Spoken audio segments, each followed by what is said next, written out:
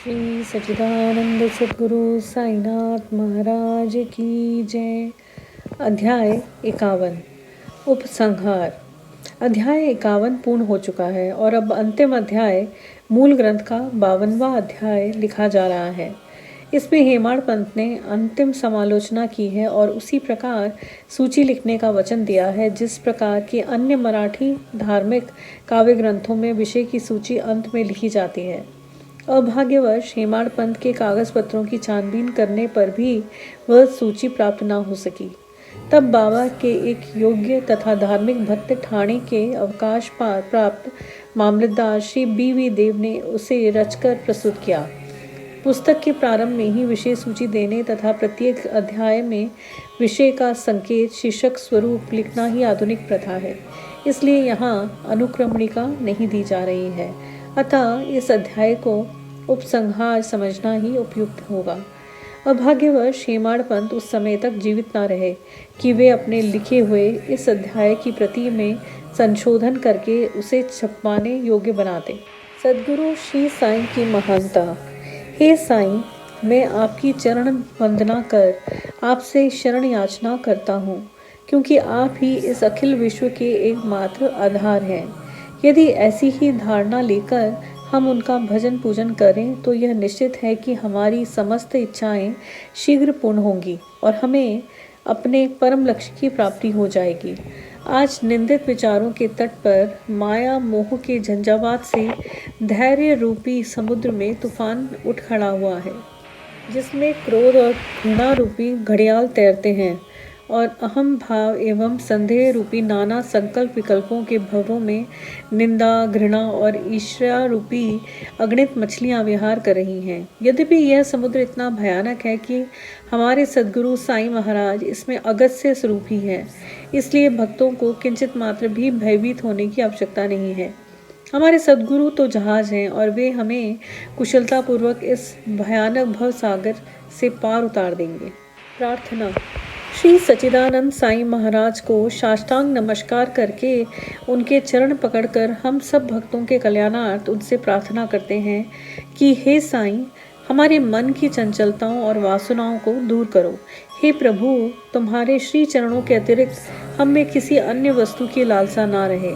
तुम्हारा यह चरित्र घर घर पहुँचे और इसका नित्य पठन पाठन हो और जो भक्त इसका प्रेम पूर्वक अध्ययन करे उनके समस्त कष्ट संकट दूर हो। फलश्रुति। अध्ययन का पुरस्कार। अब इस पुस्तक के अध्ययन से प्राप्त होने वाले के संबंध में कुछ शब्द लिखूंगा। इस ग्रंथ के पठन पाठन से मनोवांछित फल की प्राप्ति होगी। पवित्र गोदावरी नदी में स्नान कर शिरडी के समाधि मंदिर में श्री साईं बाबा की समाधि के दर्शन कर लेने के पश्चात इस ग्रंथ का पठन पाठन या श्रवण प्रारंभ करोगे तो तुम्हारे त्रिविक संकट भी दूर हो जाएंगे। समय समय पर श्री साईं बाबा की कथा वार्ता करते रहने से तुम्हें आध्यात्मिक जगत के प्रति अभिरुचि हो जाएगी और यदि तुम इस प्रकार नियम एवं प्रेम पूर्वक अभ्यास करते रहोगे तो तुम्हारे समस्त पाप नष्ट हो जाएंगे। यदि सचमुच ही तुम आवागमन से मुक्ति चाहते हो तो तुम्हें साईं कथाओं का नित्य पठन पाठन स्मरण और उनके चरण में प्रगाढ़ प्रीति रखनी चाहिए। साईं कथा रूपी समुद्र मंथन कर उसमें से प्राप्त रत्नों को दूसरों को वितरण करो, जिससे तुम्हें नित्य नूतन आनंद का अनुभव होगा और श्रोतागण अधःपतन से बच जाएंगे। यदि भक्तगण अनन्य भाव से उनकी शरण आए तो उनका मैं नष्ट होकर बाबा से अभिन्नता प्राप्त हो जाएगी, जैसे कि नदी समुद्र में मिल जाती है। यदि तुम 3 अवस्थाओं अर्थात जागृत, स्वप्न और निद्रा में से किसी एक में भी साईं चिंतन में लीन हो जाओ तो तुम्हारा सांसारिक चक्र से छुटकारा हो जाएगा। स्नान कर प्रेम और श्रद्धा युक्त होकर जो इस ग्रंथ का 1 सप्ताह में पठन समाप्त करेंगे उनके सारे कष्ट दूर हो जाएंगे, या जो इसका नित्य पठन या श्रवण करेंगे उन्हें भयों से तुरंत छुटकारा मिल जाएगा। इसके अध्ययन से हर एक को अपनी श्रद्धा और भक्ति के अनुसार फल मिलेगा, परंतु इन दोनों के अभाव में किसी भी फल की प्राप्ति होना संभव नहीं।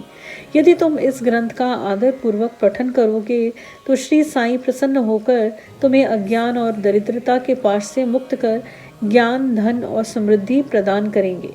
यदि एकाग्रचित होकर नित्य एक अध्याय ही पढ़ोगे तो तुम्हें अपरिमित सुख की प्राप्ति होगी। इस ग्रंथ को अपने घर पर गुरु पूर्णिमा, गोकुल अष्टमी, रामनवमी, विजयदशमी और दीपावली के दिन अवश्य पढ़ना चाहिए। यदि ध्यानपूर्वक तुम केवल इसी ग्रंथ का अध्ययन करते रहोगे तो तुम्हें सुख और संतोष प्राप्त होगा और सदैव श्री साईं चरणरविंदों का स्मरण बना रहेगा और इस प्रकार तुम भवसागर से सहज ही पार हो जाओगे। इसके अध्ययन से रोगियों को स्वास्थ्य, निर्धनों को धन, दुखित और पीड़ितों को शांति मिलेगी तथा मन के समस्त विकार दूर हो मानसिक शांति प्राप्त होगी। मेरे प्रिय भक्त और श्रोतागण, आपको प्रणाम करते हुए मेरा आपसे एक विशेष निवेदन है कि जिसकी कथा आपने इतने दिनों और महीनों से सुनी, उनके कलिमलहारी और मनोहर चरणों को कभी विस्मृत ना होने दें। जिस उत्साह, श्रद्धा और लगन के साथ आप इन कथाओं का श्रवण या पठन करोगे, श्री साईं बाबा वैसे ही सेवा करने की बुद्धि हमें प्रदान करेंगे। लेखक और पाठक इस कार्य में परस्पर सहयोग देकर सुखी होएं। प्रसाद याचना। अंत में इस पुस्तक को समाप्त करते हुए सर्वशक्तिमान परमात्मा से निम्नलिखित कृपा कर प्रसाद याचना करते हैं। हे ईश्वर, पाठकों और भक्तों को श्री साईं चरणों में पूर्ण और अनन्य भक्ति दो। श्री साईं का मनोहर स्वरूप ही उनकी आंखों में सदा बसा रहे और वे समस्त प्राणियों में देवाधिदेव साईं भगवान का ही दर्शन करें। एवमस्तु। श्री सद्गुरु साईनाथा अर्पणमस्तु। शुभम भवतु। सप्ताह पारायण सप्तम विश्राम। ओम श्री साईं यशाकाय शिरडी वासिने नमः। श्री साईं बाबा जी की आरती। आरती साईं बाबा सौख्य दातार जीवा, चरणार जातली ध्यावा दासा विसावा, भक्ता विसावा। आरती साईं बाबा जाडुनियानंग, स्वस्वरूपी राहे ढंग, मुमुक्ष जनदावी निज डोळा श्रीरंग, डोळा श्रीरंग। आरती साईं बाबा जया मनी जैसा भाव, तया तैसा अनुभव, दाविसी दया घना ऐसी तुझी ही माव, तुझी ही माव। आरती साईं बाबा तुमचे नाम ध्याता, हर संस्कृती व्यथा, अगाध तव करणी मार्ग दाविसी अनाथा, दाविसी अनाथा। आरती साईं बाबा कलियुगी अवतार, सरगुण पर ब्रह्म साचार, अवतीर्णा झालासे स्वामी दत्ता दिगंबर, दत्ता दिगंबर। आरती साईं बाबा आठा दिवसा गुरुवारी, भक्त करी तिवारी, प्रभुपद पाहवया भव भय निवारी, भय निवारी। आरती साईं बाबा माझा निज द्रव्य ठेवा, तव चरण रज सेवा, मागणी हिची आता तुम देवाधिदेवा, देवाधिदेवा।